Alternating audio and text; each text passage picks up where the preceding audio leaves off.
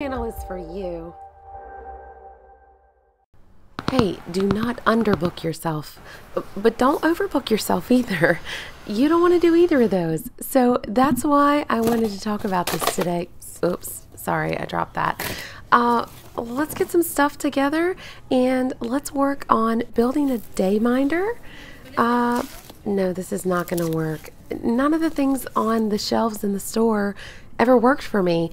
So I made up my own day minder years ago, and today I'm going to share it with you. I'm also going to talk about the benefits of block scheduling or time blocking, also learning how long each alteration takes you so you don't underbook yourself or overbook yourself. So you can all relate to this, I'm sure, where, you have a day off and you've got 15 things to do and you're scattered and running about, and at the end of the day you feel like you got nothing done, as opposed to another day when you sit down with one project and you clean out an entire closet or whatever that one thing is, and at the end of the day you have this gratification and all this productivity that you're so happy with. It helps you on that emotional level, that instant gratification kind of thing, rather than spreading it out and busting it up. And it also helps boost efficiency. So that is why people are now doing this schedule blocking thing, they call it, or block scheduling. So this is not going to work for everybody. Everybody's got their own deal. But if you're going to follow the paper model, I'll have a link to the Excel spreadsheet that I use down below, where you can have that and use it.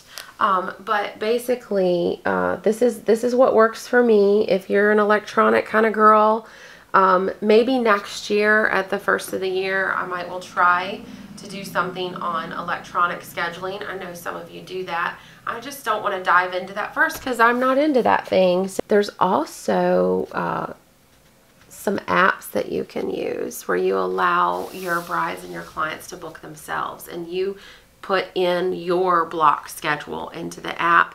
It's electronic. They can log in, put all their information, and they can pick their blank slots that they want. I have heard rave reviews about that from other seamsters. So you're going to say, first off, what are your days off? This is what I do, okay? So let's say I want to be closed every Sunday, Monday. You'll see here that I don't even have a Sunday. I'm Monday, Tuesday, Wednesday, Thursday, Friday, Saturday. For me, that makes my calendar look very visually balanced. I love that. I've made the Saturday just a little bit longer so that I can fit information in here. And I have done, my hours are a little different, okay? So if I were open on a Monday, my hours that are in here are in 30-minute increments, and they're 10 to 5, Tuesday 10 to 6, Wednesday 10 to 3, Thursday 10 to 6, Friday 9 to 4. So you'll see it doesn't necessarily go straight across where they all start at 10. And then the Saturdays that I'm open, which is a lot of them, 8:30 to noon. Okay, and I've put a little bit more space in here so I can just add some more information in between the slots, so that I don't do 8:30 to noon and I'm smashing all my information here and then have this big gap. So that's how this is kind of drawn up, and then it's an Excel sheet that you can edit. So you can change your available hours that you want. I have busted this up plenty of times where it was like 10 to 3, 5 to 8. You can do that and put a little gap there. But your first thing you're going to want to do is establish your days off. So let's say you want off every Sunday, Monday, just to give yourself, that is the bridal industry weekend. So I'm going to say we're closed on Mondays. It's that simple. And then you're going to say, let's say Tuesday you want to start seeing clients at 1. And let's say you want them to be able to have If you want them to have a half an hour slot, then you're going to use the 1:32, 2:33. Let's say you're going to see clients from 1 to 3, you're going to do pinnings, okay? So this can be your pinnings, all your fittings, okay? And then right here from 10 to 1 is going to be your sewing block, okay?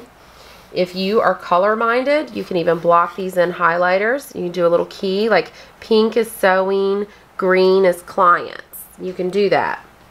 All right, so this is going to be your sewing block. Okay, from 10 to 12:30. 1 to 3 is going to be fittings. Okay. And then let's say you want to get your kids off the bus and have snacks and whatever, get them settled. You can do kids and snacks. And then you can do, like, say you're going to do like 3 more pinnings that night. Okay? Fittings. Alright?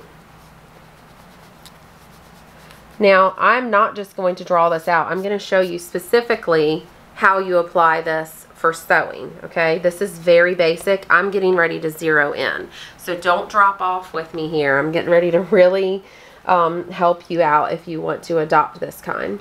Okay, so let's say Wednesday, you want that to be your day, completely uninterrupted, okay? Sewing day. All right, and then on Thursday, let's say this is going to be for your morning brides. Let's say you do fittings from 10 to 1, okay?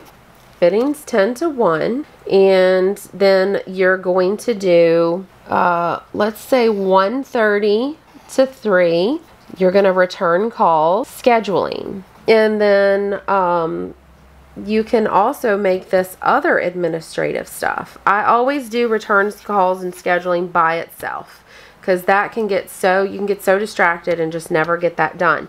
But if you were to do 1:30 to 3 return calls scheduling, that's a good chunk of time. Okay, so let's say now from 3:30 to 5, this is, you're getting your kids off the bus and all that again. Let's say this is bank and shopping. And let's say from 5:30 to 6, you work in a couple more fittings because everybody wants those time slots. Friday morning from 9 to 11, this is going to be your social media posting, blogging, okay? You don't only just have to post then, you could post throughout the week, but what if you sit down at the computer or with your phone, and if you have a posting schedule, and let's say you want to post 5 days a week, Tuesday, Wednesday, Thursday, Friday, Saturday, you go ahead and work up your 5 drafts of posts during that time. Mixing social media and blogging is really going to strengthen that SEO loop that you have going on that's going to make your website stronger, okay? So here is, let's say 11:30 to 4. Let's say you're going to sew. You're going to be sewing again from 11:30 to 2 and 2:30 to 4. You're going to have some fittings, all right? And then same thing with Saturday. Let's say Saturday is always only fittings. As you noticed, we've written all over this. And now there's no space to put your information for your people, right? This is your master calendar, okay? So you're going to pull this out and post it somewhere until you get this schedule memorized, and you'll memorize it very, very quickly. So when someone calls and says, do you have time to do this, this, and this before my wedding date? This is going to become very valuable to you because you're going to know how many hours of sewing you have available as you flip through your day minder, and you can answer that question even if it's months out, okay? So this is where this can solve a question that I get asked a lot. How do you schedule people so that you don't underbook or overbook yourself? This is going to solve that for you, because what you're going to do is almost like a, you could think of it like a point system if time doesn't work for you. You can even make a little chart somewhere, make a list on the wall beside this master list so you know what you're dealing with. But let's say you know a lace applique hem is going to take you 2.5 hours to do all the hem layers. So you could put that on your master list, 2.5 hours lace hem. And let's say a lace bodice, to take in a lace bodice and sew it all back down after it fits her. Let's say you know that's going to take you about 2 hours. Let's say one bustle takes you 15 minutes. All right. So you're going to go through and almost make like a menu of the average amount of time that each part takes you. So you'll have like lace sleeves, shortened sleeves, and you'll have your various types of hems, like your horsehair braid hem, your serged edge, your rolled hem, putting in a corset. I know that takes me about 1.5 hours. You're going to use that key for 2 things: your pricing and your booking. So now all you have to do is figure out, and this is for a whole other video or for a consult over the phone. As you know, you guys that follow me regularly, my BST besties, you know I don't really talk specific money very often because the money is so different depending on where you live and what region and all that. But if you can figure out what your hourly rate is, that is based on how many hours sewing, because you know you don't get paid for fittings, right? You don't get paid to pin somebody. Nobody's going to pay you a lot of money for that. You're going to get paid for your actual sewing and what you produce for them. So you need to figure out how many hours of sewing are you going to do a week. Let's say it's 20 hours of pure sewing. Then you need to look at how much money do you need to make a week. Divide that into 20, and that is your rate. Your rate is determined by the number of hours that you sew. Okay, so you're going to take that rate, and now you know your prices when you apply it to these numbers. Okay, can you see what I'm doing here? You know your prices because you know your rate. And your rate is going to vary on where you live. Maybe your rate is $10 an hour. Maybe your rate is $100 an hour. I don't know. Only you can figure that out. And nobody else can judge you for what you charge because they don't live where you live. And they don't have your overhead. They're in a completely different situation. So you do you on that, okay? When someone says, do you have time to do this lace hem? You know immediately it's 2.5 hours. You can flip through your book.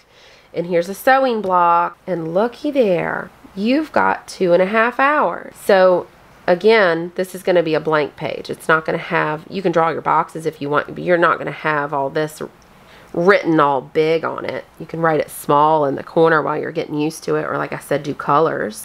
But you're going to go ahead and mark that off, and let's say the girl's name, Susie Q. Okay, you're going to put her down and you're going to put her number XXX1230000. And then you're going to put sew lace hem. Look, she's coming in at 11:30. She's going to come in at 11:30 this Saturday. All right, and you're going to put lace hem due. This is what you're going to do when they call. You're going to make sure, do I have the time to sew it? Yes. And then you're going to set their appointment for pickup. And as long as you fill this out for everyone who comes in from the very beginning, you're not going to overbook or underbook yourself. You're going to be able to flip through and clearly see gaps. And you're not going to give them a pickup appointment without a sewing gap that's filled in. Do you see how it's impossible to overbook and underbook yourself if you do this every time? So when you first talk with Susie Q on the phone, you're going to set up these appointments from the very beginning. If she's not sure what she needs, then you can say, okay, you can come in for an initial consultation, and that can be in with the fittings. You can come in for an initial consultation and we'll look at the job and we'll see if we have the time to do it. I would never guarantee that an initial consultation guarantees the work. Just tell them I need to see it to see if we can do it, if we have the time, and we can also maybe estimate how much the job will be so the bride can plan, and they will like that. They'll respect that. The other thing is people have crazy schedules, And just because you have openings, that doesn't mean that your openings are going to line up with your bride. So if you have a bride, like I have many that contact me, if you have a bride that says, oh, I can only do Saturday afternoons, like every third Saturday, it has to be partly cloudy the weekend before, and then I can come in. I mean, it's almost like that. I'm like, people, if their schedule is that tight, I'm probably not going to be able to work with them, you know?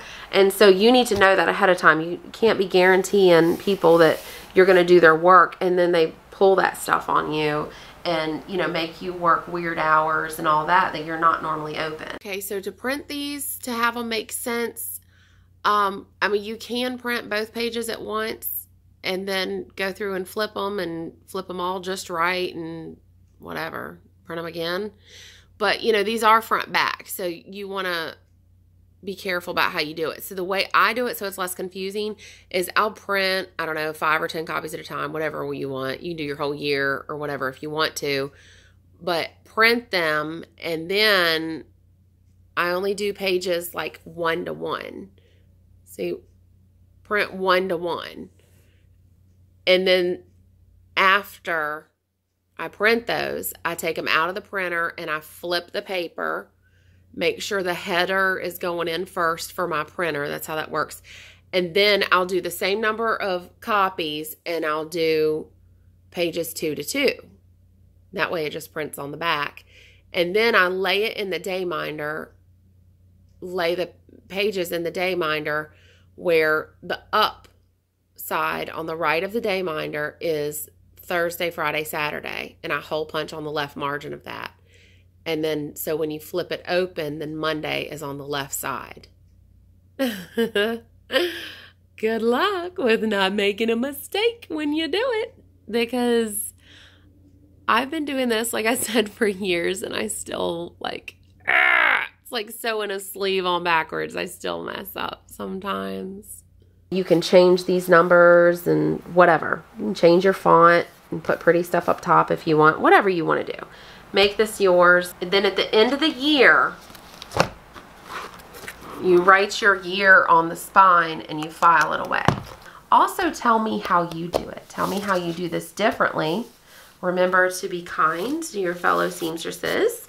Everybody does differently. Everybody's brains are different and different stuff works for different people. Thanks for watching. Hope it's helped you.